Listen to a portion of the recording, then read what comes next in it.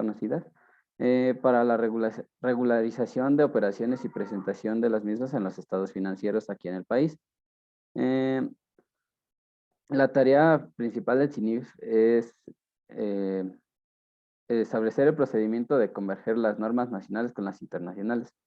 Ahora bien, en el caso de los Incoterms en la normatividad nacional, la norma encargada del tratamiento es la NIF C4, inventarios. De forma resumida, la norma establece que se debe reconocer en los estados financieros los inventarios en el momento en el que se cumplan por las partes, el Incoterms y las cláusulas estipuladas en el contrato de compraventa y que tiene como finalidad la transferencia de riesgos y beneficios que el comprador adquirió mediante contrato mercantil. La propia norma también menciona que se debe formar parte del costo de los inventarios todas las erogaciones indispensables para que los inventarios lleguen en condiciones óptimas para su venta, donde dichas erogaciones han sido ya mencionadas, como son los gastos de transporte, seguros, gastos de maniobras, entre otros. En muchos casos se dan anticipos pues, establecidos en los contratos. Entonces, estos anticipos se van a establecer por otra norma, que es la norma NIF C5, pagos anticipados, que da el tratamiento a estos pagos, donde se debe reconocer inicialmente en el rubro de pagos anticipados, no de inventarios, excepto que el proveedor ya haya transferido los beneficios y riesgos del producto que se recibirá después. Finalmente, el impacto financiero de los Incoterms derivado de lo que establecen las normas tanto nacionales como internacionales es que todos los costos y gastos derivados del transporte, impuestos, trámites y demás van a ir implícitos en el costo de adquisición de las mercancías. Esto de acuerdo al Incoterm seleccionado, recordando que cada uno va a tener va a ser un tanto distinto por sus características específicas. Y bien, ahora pasamos al tema de impuestos, en donde se explica más a fondo los efectos fiscales que repercuten en este tema.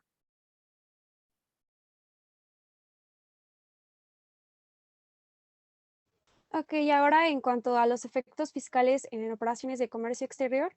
tenemos que los comprobantes son necesarios expedirlos cuando se enajenan bienes eh, y estos deben decirse que tienen que cumplir con los requisitos fiscales máximos, con el dato relativo al número y fecha del documento aduanero, así como la aduana por la cual se hizo la importación. Las mercancías en territorio nacional deben estar acompañadas de un pedimento de importación con una nota de remisión y las cartas portes correspondientes. El artículo 17 del Código Fiscal de la Federación y el 7 del reglamento de este mismo código indica que el monto de las contribuciones se debe actualizar por el transcurso del tiempo y con motivo de cambios en el precio en el país, por lo cual se aplica el factor de actualización correspondiente relacionado al Índice Nacional de Precios al Consumidor. Y esto de igual manera se utiliza para el cálculo de multas por infracciones en materia aduanera y para los cambios de régimen de importación temporal a importación definitiva. Un artículo que resulta de suma importancia es el 102 del Código Fiscal de la Federación, el cual se tipifica el delito de contrabando. Se dice que comete el delito de contrabando quien introduzca al país o extraiga de él mercancías omitiendo el pago total o parcial de las contribuciones o cuotas compensatorias que deban cubrirse, sin permiso de la autoridad competente y de importación o exportación prohibida. Eh, También comete delito de contrabando quien interne mercancías extranjeras procedentes de las zonas libres al resto del país, en cualquiera de los casos anteriores, así como quien las extraiga de los recintos fiscales o fiscalizados sin que le hayan sido entregados legalmente por las autoridades o por las personas autorizadas para ello. Ahora pasando a los efectos de IVA en el comercio exterior, de acuerdo al artículo primero de la ley del IVA, las personas físicas y morales que en territorio nacional importen bienes o servicios están obligadas al pago del impuesto al valor agregado. Este monto se calcula según al parámetro establecido en el artículo 27 de esta misma norma. En el caso de la importación de bienes tangibles, se considerará el valor que se utilice para los fines del impuesto general de importación, adicionando con el monto de este último gravamen y del monto de las demás contribuciones y aprovechamientos que se tengan para pagar con motivo de la importación. En el caso de los bienes que se destinen a regímenes aduaneros de importación temporal, para calcular el impuesto al valor agregado se considerará el valor en aduana al que se refiere la ley aduanera, adicionando del monto de las contribuciones y aprovechamientos que se tuvieran que pagar en caso de que se tratara de una importación definitiva. La legislación fiscal mexicana establece ciertos impuestos que afectan las operaciones de comercio exterior. Algunos de estos impuestos es el impuesto general de importación, y su monto corresponde a la fracción arancelaria en la que se clasifique la mercancía ingresada al país, um, según las tarifas establecidas en la Ley de Impuestos Generales de Importación y de Exportación, o en la tabla de desgravación de México prevista en los tratados de comercio, de libre comercio. También está el impuesto sobre automóviles nuevos, y la Ley Federal del Impuesto sobre Automóviles Nuevos establece la obligación de pagar este tributo para las personas físicas y morales que importen en definitiva al país automóviles, siempre que no se trate del fabricante, el ensamblador o distribuidor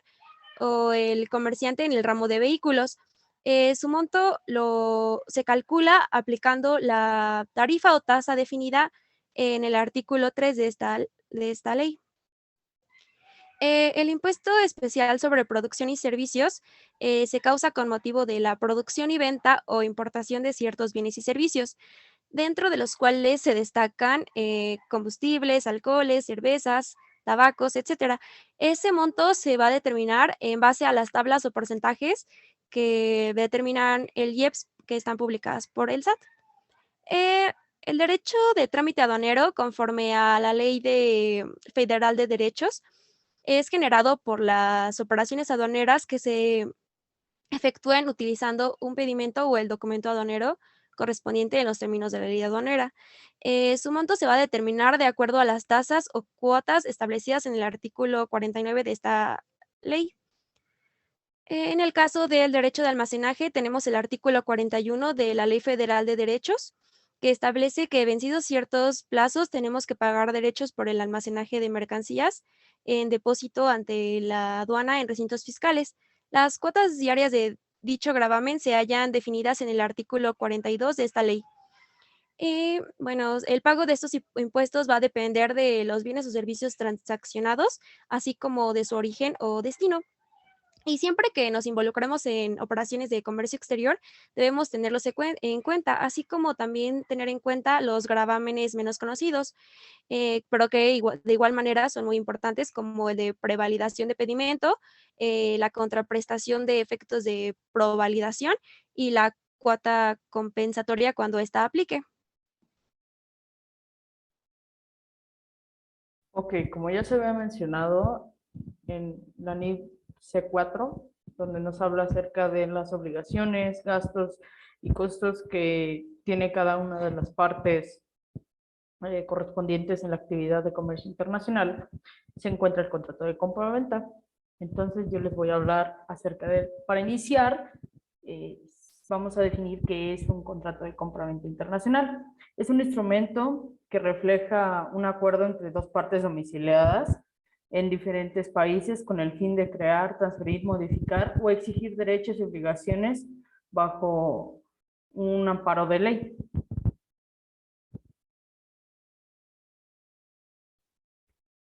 Dicho contrato tiene que cumplir con ciertas características que se establecieron en la Convención Nacional de Naciones Unidas sobre los contratos de compraventas internacionales, cuyo objetivo principal es unificar la regularidad contractual dentro del comercio internacional. Los términos y negociación de contrato internacional son aquellas reglas que estipulan la compra y la venta de un producto. Estas reglas señalan obligaciones, derechos, tanto como para el comprador como para el vendedor. Dichas reglas son las International Commerce Terms, mejor conocidas como Incoterms, Dentro del contrato de compraventa, dichas reglas deben venir estipuladas como una cláusula que forma parte de este. Los elementos del contrato de compraventa internacional son las declaraciones, el objeto y el contrato y descripción de las mercancías, precio y condiciones de pago, plazos y condiciones de entrega de la mercancía, inspección de las mercancías, derechos de propiedad, transmisión del riesgo, garantías del vendedor y derecho de reclamación del comprador. Aspectos sobre la propiedad industrial, cláusulas de arbitraje comercial, modificaciones y correcciones al contrato, vigencia del mismo, legislación e idiomas aplicables, mecanismos para la solución de controversias, por si llegara a existir alguna circunstancia acerca del cumplimiento de las mercancías, causas de anulación y otras disposiciones. Para la correcta elaboración de dicho contrato, se sugiere usar el documento establecido por ProMéxico, cuyo nombre es Guía Básica para la correcta elaboración y adecuada celebración de un contrato de compraventa internacional de mercancías, en el cual se establecen las normas y características dependiendo del producto, el tipo de contrato que se debe utilizar. Ahora, las obligaciones del vendedor. El vendedor deberá entregar las mercancías, transmitir la propiedad y entregar los